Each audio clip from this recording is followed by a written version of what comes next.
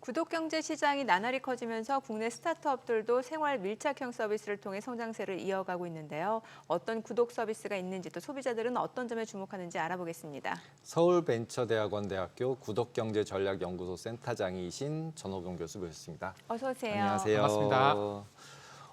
지금 구독 지난 시간에도 재밌게 어떤 구독들이 막 있었는지 저희가 많이 봤는데 맞아요. 최근에 다른 스타트업들이 구독으로 만들어낸 새로운 서비스들이 있나요?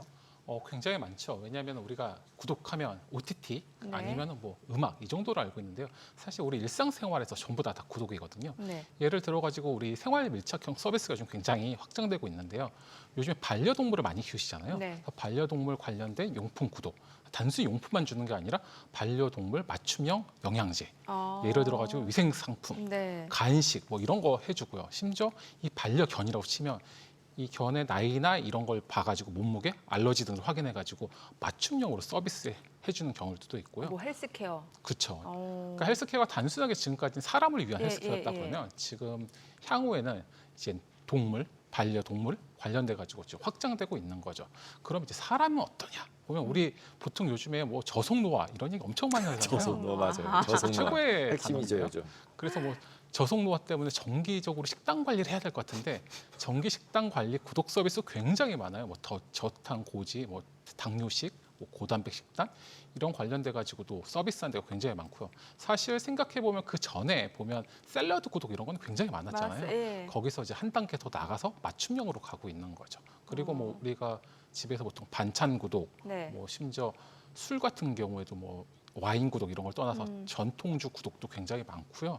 그리고 우리 면도기 구독도 있고 예를 들어 생리대 구독도 있고 심지어 꽃, 와인 뭐 진짜 우리 일상 품목에서 안 쓰는 게 없을 정도로 모든 게 다 네. 구독화되고 있는 거죠. 근데 어, 말은 구독인데 구독이 아니라 맨날 회원 가입비 내라 그러잖아요 원래. 아, 그 다음에는 이제 면도기 같은 것도 조금 아까 말씀하셨는데 구독인 것 같았는데 보니까 그냥 월 얼마 내면 싸게 해줄게 그러면서 계속 이제 해나가면 구독이랑 이거랑 막 섞인 느낌인데 그거는 구독으로 봐야 돼요 그런 거를? 근데 이게 사실은 약간 좀 이 용어의 차이가 있는 건데요. 네. 구독이란 게 원래 정확한 용어가 정기적으로 일정 기간을 정하고 일정 금액을 내고 사용한 게 다 구독이거든요. 그런데 아까 말씀하신 거 같은 경우에는 어떤 거냐면 이제 구독 멤버십의 하나 예죠. 그러니까 예를 들어가지고 내가 멤버십을 유료로 구독하면 그거 관련돼서 할인을 해주는 거죠. 그러니까 그렇죠. 이것도 구독 상품 중에 하나인데 보통 이제 구독 멤버십이라고 잘 안 부르고 우리 뭐 쿠팡 와우 멤버십이라든지 뭐 이런 거 다 구독 멤버십이거든요. 그걸 하면 할인을 해주다든지 아니면 배송 무료를 해주잖아요. 그러니까 사실상 다 구독에 들어가죠. 근데 이제 소비자 입장에서는 이게 무슨 뭐 소비자를 속된 말로 미끼로 해가지고 이렇게 하는 건가 이렇게 좀 오해할 수도 있는데 사실은 그것도 일종의 구독의 하나의 번들로 볼 수 있는 거죠. 지금 생활 밀착형 구독 서비스 말씀 주셨는데 앞서 식단 얘기하셨잖아요. 지금 든 생각이 그런 식단도 뭔가 커스터마이즈 해가지고 단백질이다 하면은 나는 뭐 계란이나 아니면 붉은 고기, 생선 이런 식으로 요일별로 뭔가 커스터마이즈하고 또 뭐 야채는 뭐뭐 넣고 이렇게도 할 수 있는 거예요. 그렇죠. 물론 그렇게 할 수 있는데요. 그렇게 하는 데도 있는데 이제 문제가 뭐냐면 소상공인이나 이런 기업을 하시는 분들이 가장 신경 쓰셔야 될 문제가 두 가지인데요. 네. 첫 번째는 말씀하신 것처럼 개인 소비자를 맞춰가지고 맞춤형으로 하는 거는 그 문제가 없는데요. 네. 그 물건을 패킹하거나 하려면 사람이 들어가야 되잖아요. 그렇죠. 인건비가 엄청나게 들어가거든요. 왜냐하면 이게 예를 들어가지고 분류로 몇 개, 5개, 7개 이런 식으로 분류가 아니라 개인형으로 맞춤하다 보면 알러지 종류도 굉장히 많고 본인이 선호하는 음식도 다르거든요. 그래서 이 비용이 생각보다 많이 들기 때문에 처음에는 고객을 유치해야지 이렇게 해가지고 여러 가지 서비스를 해주다가 중간에 하다 보니까 너무 생각보다 비용이 많이 들어서 약간 그럼 프리미엄으로 따로 또 할 수도 있는. 그렇죠. 이제 그래서 프리미엄 올라가긴 한데 그러다 보면 또 이제 그 비용이 비싸다 보니까 프리미엄으로 또 올라가면 아니 어제까지는 쌌는데 왜 또 비싸 이래가지고 또 탈퇴하신 분들이 많거든요. 두 번째 무슨 문제가 있냐면 이 식품 같은 게 가장 문제가 예를 들어가지고 우리 갑자기 요즘에 비가 엄청 많이 왔잖아요. 네네. 그러면은 수급이. 그러면은 이거 관련해서 야채나 뭐 토마토 이런 게 막 일주일 사이에 막 14%뭐 그 1년 대비해서 막 가격이? 두세 배씩 막 오르는데 그럴 수 나는 있겠네요. 5천 원 받고 도시락을 이제 어. 드리고 있었는데 갑자기 어느 순간에 내 인건비 떠나서 아니 원가가 막 2배, 3배씩 작년 대비 아니면 맞아요. 일주일 대비 막 20%, 30% 올랐다고 저 죄송한데요. 저 이번에 물가가 올라가서 구독료를 이번 달만 한 20, 30% 올릴까 이러면은 아니 무슨 말씀이세요? 이러잖아요, 다들. 그렇기 때문에 이게 굉장히 어렵기 때문에 할 때도 구독료를 선정할 때 굉장히 신경을 많이 써야 될 부분이 많은 거죠. 그러네요. 아니 스타트업들이 이런 걸로 계속 많이 스타트업을 하는데 네.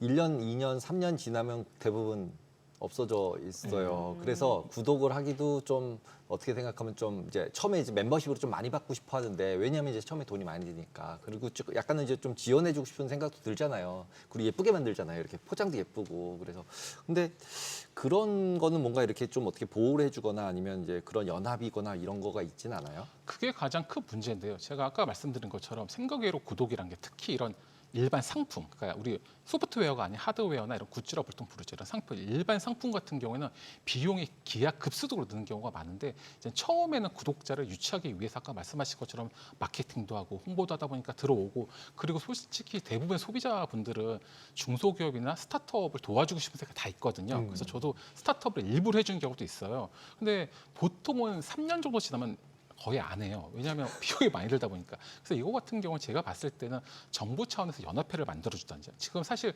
정부에서 뭐 구독경제 관련돼 가지고 실태 조사를 따로 한다거나 이런 게 좀 기재부에서 금액 관련해서 조사를 하는데 이 연합회를 만든다든지 아니면 지원을 해준다든지 이런 게 없거든요. 그래서 제 생각에는 이런 거를 뭐 중기부 차원에서 할 수는 없으니까 국무총리실 산하에 구독경제위원회나 구독경제 TF를 만들어 가지고 지금이라도 해야 된다 보는 거죠. 왜냐하면 지금 스타트업들의 대부분은 사실 구독화 다 목표거든요.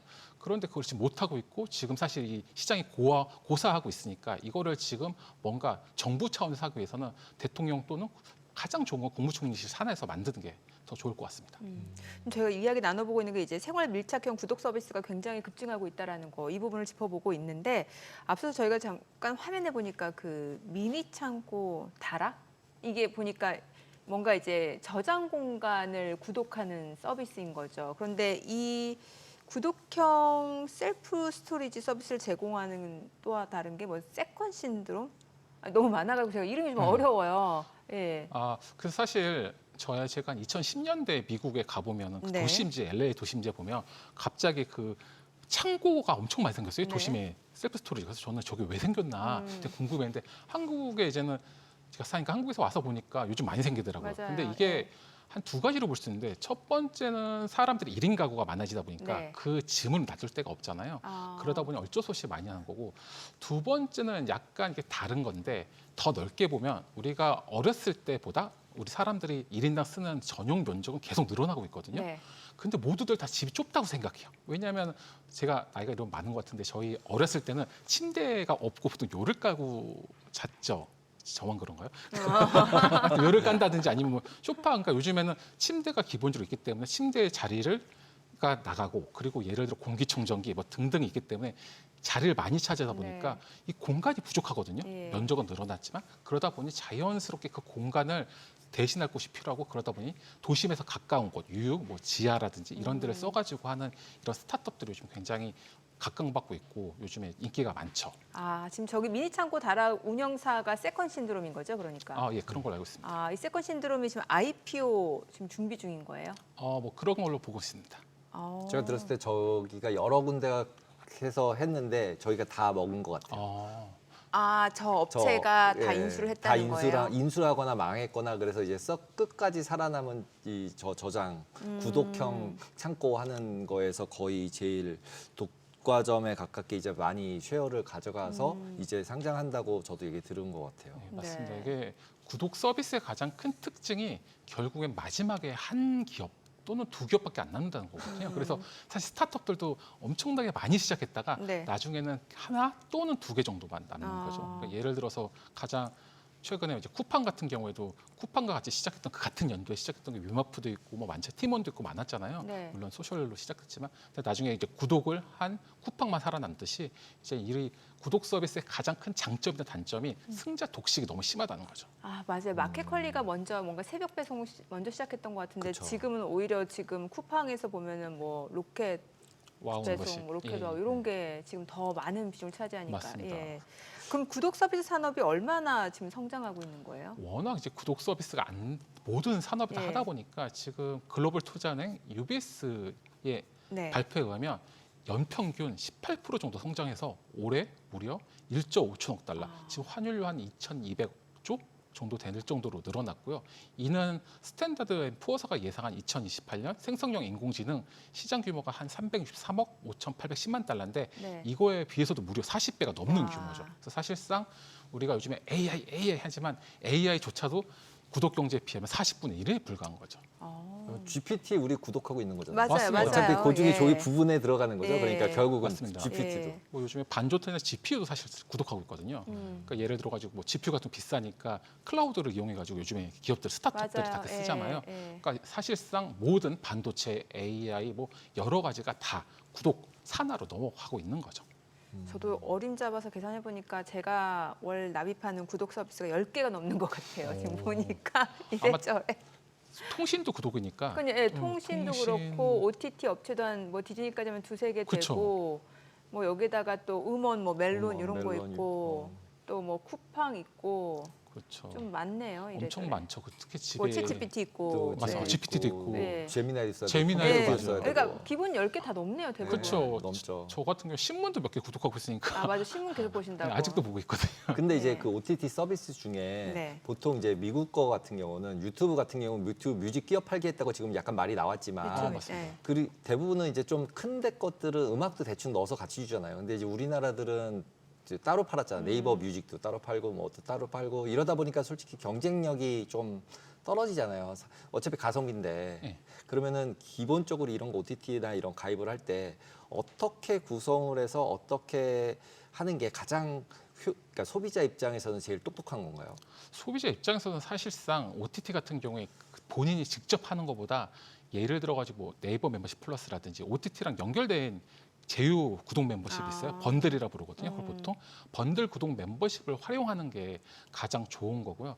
그리고 최근에 이제 아까 말씀하신 것처럼 우리나라 같은 경우 이제 유튜브 프리미엄이 그 선전 광고 안 보는 거 빼고 음악까지 같이 한 번에 강제 구독 번들을 했거든요. 근데 최근에 이제 공정위가 여기 대해서 문제 제기를 하자 이걸 나눠 가지고 유튜브 라이트라고 해서 이 광고 없이 보는 걸로 바꿨어요. 그래가지고 이제 향후에 이제 소비자들 입장에서는 조금 더 이제 소비자의 선택권이 조금 넓어지고 있죠. 그런데 이렇게 되면은 이제 첫 번째 이렇게 할 때 우리가 음원 사이트들, 한국에 있는 음원 사이트들이 이제 유튜브 프리미엄이 유튜브 뮤직까지 같이 강제 구독을 하고 있으니까 이거에 대해서 문제 제기를 했는데 지금 약간 시장에서 봤을 때는 이 유튜브 프리미엄과 유튜브 라이트의 가격 차이가 한 6,400원 정도 돼요. 그러면 6,400원이랑 구독료를 있다고 쳤을 때 우리나라 음원 사이트에서 가장 싼 구독료도 6,400원보다 비싸거든요. 그렇기 때문에 사실상 지금 현재 우리나라 음원 사이트들이 이 혜택을 받을 수 있을지 없을지 모르는데 요즘에 약간 이제 할인이거나 아니면 OTT 관련돼서 서로 합쳐가지고 이제 번들로 좀 할인해주고 있는 거죠. 근데 유튜브 프리미엄 같은 경우는 저는 그냥 유튜브 뮤직을 공짜로 준다고 생각했는데 라이트를 하면 그럼 똑같은 버전이에요? 그 라이트로 하면은 쉽게 말해서 이제는 그 뮤직 하시려면은 계속 그 프리미엄 들으셔야 되고요. 아니시고 그냥 나는 원래 뮤직 필요 없어 그냥 광고 보는 게 너무 싫어가지고 유튜브 프리미엄 썼어 이러신 분은 유튜브 라이트로 가시면 되는 거죠. 가면 돼요. 음악이 안 나오는 차이로 딱 6,000원만큼 차이가 생기는 예, 거예요? 근데 사실 음악만 안 나오는 게 아니라 그 백그라운드에서 예를 들어 가지고 유튜브 켜놓고선 다른 거 활동할 때 뒤에 네. 펴놓잖아요. 그것도 안 되고요. 사실 온리 유일하게 동영상 볼 때 광고 안 나오는 것만 사실 되는 거죠. 그러니까 이 원래 뒤에 전화기 듣고 라디오처럼 그렇죠. 듣는데 그게 안 되는 거잖아요. 그렇죠. 그러니까 똑같지도 않잖아요. 맞습니다. 그래서 굉장히 지금 이슈가 많은데 이제 공정위에서는 유튜브 프리미엄과 유튜브 라이트 가격 비율로 봤을 때는 전 세계적으로 굉장히 저렴하다 이러면서 말씀을 하셨는데 실제로 보면 비율로는 그런데 실제 유튜브 라이트 가격으로 보면은 뭐 멕시코라든지 캐나다보다도 우리나라 유튜브 라이트 가격이 더 비싸요. 소비자 입장에서는 사실 약간 좀 보면은 그렇게 싸게 우리가 쓰고 있다고 보기엔 굉장히 어렵죠. 아니 저 지금 봤는데 그냥 프리미엄이라고 돼 있으면 프리미엄 라이트 아니면 그냥 프리미엄인 거예요.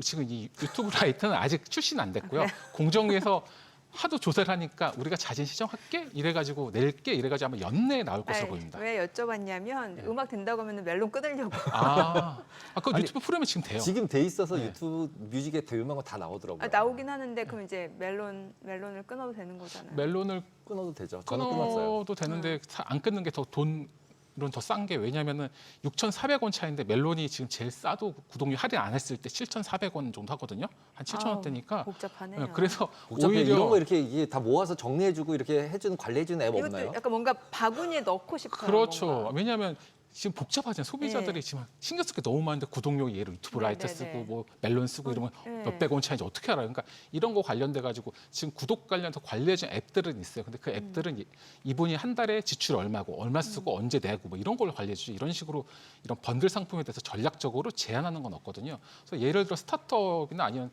기업 관계자분이 지금 이걸 보고 계시다면 이런 게 이제 새로운 뉴 비즈니스인 거죠. 새로운 아이템인 거고요. 그럼 그 사람은 뭘로 수익을 이거 관련돼 가지고 결국엔 처음에는 시작할 때 무료로 당연히 해야 되는 거죠. 네, 무료로 그다음에 써야 네. 또 무료로 해야 돼요. 그렇죠. 왜냐하면 이걸 처음에 이거 해준다 구독료 내라 그러면 이 구독료 내느니 내가 몇백 원, 1,000원 차이도 안 나는데 무슨 구독료야? 이러면 안 하잖아요.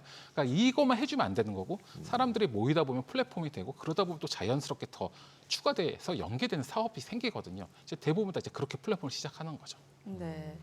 아니 멜론 얘기인데 멜론에도 보니까 뭐 트랙0 서비스라고 있는데 이건 또 뭐예요? 그 멜론을 제가 서비스 너무 많아가지고 서비스가 너무 많아가지고 왜냐하면 알 수가 없어요, 이게. 멜론이라든지 OTT가 이제 구독료 딱 하면 얼마 이렇게 하지만 네네. 실제로 예를 들어가서 OTT도 광고 보는 거, 광고 안 보는 거, 화질 좋은 거, 화질 안 좋은 그렇죠. 거, 뭐 그리고 예를 들어가지고 사람 보통 우리가 많이 쓰시는 분들은 노트북을 두세 개 쓰시는 분도 있어요. 왜냐하면 본인 집에다 쓰는 거 있고, 그렇죠. 자기 사무실에서 쓰는 거 있고, 그리고 태블릿 PC 쓰시는 분도 있고, 그리고 스마트폰 쓰시는 분 있고. 이러면은 본인이 한 계정당 4-5개 써야 되잖아요. 네. 이러면 이 계정당 또 금액이 달라요. 그러니까 이것만 해도 OTT가 다르고, 그리고 음원 같은 경우에도 예를 들어가지고 고음질인지 아니면 그러니까 PC만 듣는 건지 모바일 듣는 건지 같이 하는 것에서 금액이 다 달라가지고. 사실 소비자 입장에서는 굉장히 어렵죠. 이게 구독이긴 한데 원래 구독의 장점이 간편하게 하는 거였는데 네, 지금은 맞아요. 막 너무 세분화를 해가지고 이게 구독인 건지 시험 공부를 해야 되는 건지 알 수가 없을 정도까지 된 거죠. 이게 구독 안 하면은 소외될 수밖에 없는 지금 시대가 왔네요. 그렇죠. 심지어 이거 공부를 해야 되잖아요. 더 문제는. 예, 예. 아니 왜냐면 내 돈 쓰고 내가 하는데 이 구독료 잘못했다가 한 번 하면 잘 모르고 돈이 계속 나가니까 그러니까요. 처음에 뭐 500원, 1,000원, 2,000원 차이니까 별거 있겠어 하지만 그게 1년, 2년, 뭐 10년 되고 그게 하나, 두 개 쌓이면 엄청 금액이 그리고 크거든요. 올라도 끊지도 못해요. 그렇죠. 이게 한번 락인돼 버리면 그 자물쇠 효과가 있어가지고 힘들죠. 네, 오늘 내용 여기까지 듣겠습니다. 잘 들었습니다. 감사합니다.